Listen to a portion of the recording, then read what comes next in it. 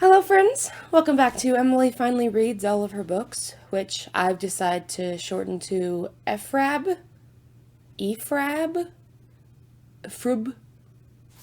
whatever, it makes the title shorter. As you can see, I got a bookcase, I got it at a yard sale, so hooray for no more little boxes. So today's topic, what happens when you mix together two unreliable and emotionally unstable narrators? You get this bad boy. It's told from jumping perspectives of married couple Nick and Amy Dunn as Nick is being investigated for Amy's disappearance and possible homicide. Going into this book, all that I knew was that Amy had faked her disappearance and possible homicide. I didn't know why or how, but I knew that she had faked it and she had left behind enough evidence to make Nick look like the main suspect. Amy is a legitimate sociopath willing to harm herself and kill others in order to remain on top and be the one who is right at the end of the day. Meanwhile, Nick is an emotionally absent cheater who is so eager to please that he basically incriminates himself. Like I said, there's jumping perspectives. We got Nick starting from the day of the investigation, moving on through the investigation, and then we get diary entries of Amy's dating back 7 years to when she and Nick first met. But as the story goes along, you start seeing discrepancies between the diary entries and Nick's memories, and Nick is admitting to the reader that he is lying now and again. So you have no real idea to what is actually happening. You discover about the same time that Nick does that Amy is not gone, she is not dead, she is framing him. Her reason? He had changed, which, to be fair, he had changed. It was 5 years later. They had both lost their jobs. They moved from New York City to a small Missouri town in order to care for his dying mother, and his father, meanwhile, is slowly succumbing to Alzheimer's. And also, he was sleeping with a much younger woman, and had been for over a year. Which, those are all completely valid reasons to get a divorce, or to at least see some really serious counseling. But, I mean, faking your murder and pinning it all on your husband? Maybe. Soft maybe. Amy does eventually return after killing an ex and accusing him of kidnapping her.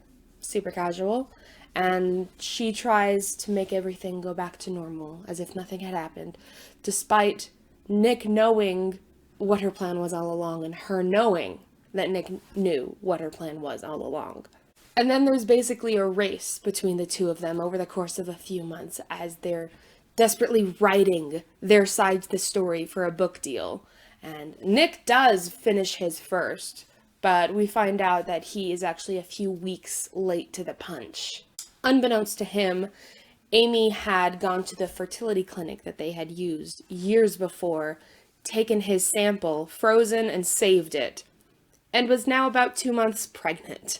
And Nick, being too good a man to just say F it and abandon her and the baby, decides to stay. And then Amy is the one who finishes the book by saying, "I don't have anything else to add. I just wanted to make sure I had the last word. I think I've earned that." All right, let's give some opinions. I made a point in my last video for this book that I probably wouldn't read it again because I already knew the twist.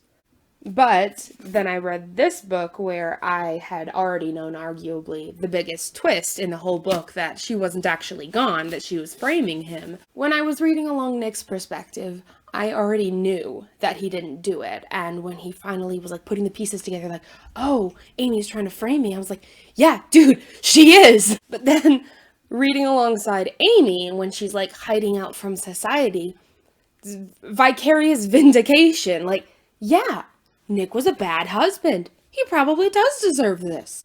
I think Nick put it best in his final chapter of the book. Now at last I am the hero. I am the one to root for in this never-ending war story of our marriage. It's a story I can live with. Hell, at this point, I can't imagine my story without Amy. She is my forever antagonist. We are one long, frightening climax. Oh my gosh.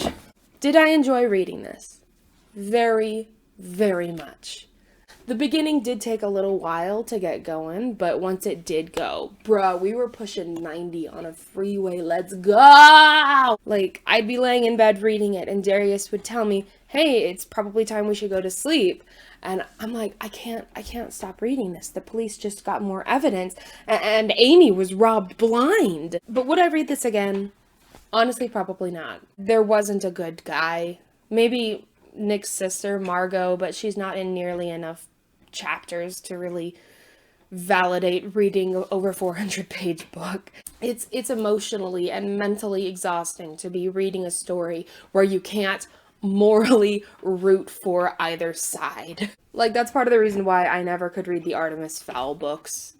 He's just a little turd. And people are like, oh, that's the point. And I'm like, no, he sucks. I don't want to read these books. So off to my bookstore job it goes. I hope someone else will enjoy it as much as I did. And now to watch the movie. But first, next book. Hi friends. I lost the book I was reading. I thought it was in my car. It's not, so.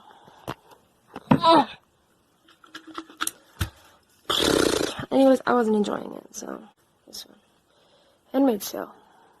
I've read this one before, but here we go. Bye.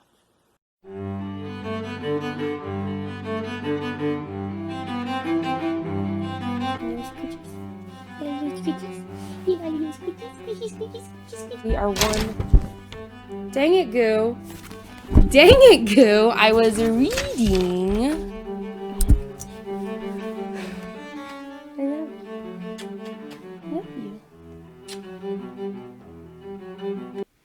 I just can't have you in my face right now. Over here.